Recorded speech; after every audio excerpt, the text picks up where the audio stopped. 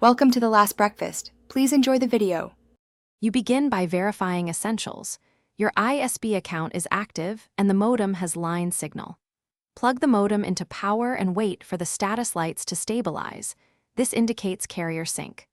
Once done, place the router nearby and keep an Ethernet cable handy so you can link devices. Make sure you know any ISB credentials or activation details because some modems require a registration step. This rapid start gets you from box to connected hardware without unnecessary setup delay. You now connect the modem to the router. Run an Ethernet cable from the modem LAN to the router WAN port and then power on the router.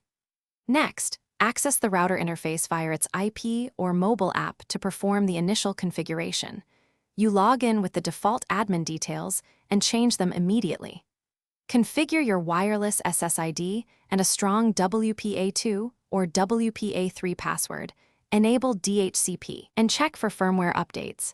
Updating firmware fixes bugs and improves stability. You finish by placing the router in a central, elevated spot to maximize coverage.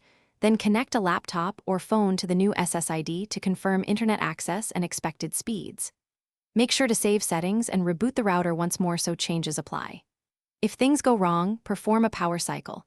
Turn off both modem and router, wait 30 seconds, power on modem first until synced, then router. This often resolves sync and IP assignment issues, and you can then contact your ISB if problems persist.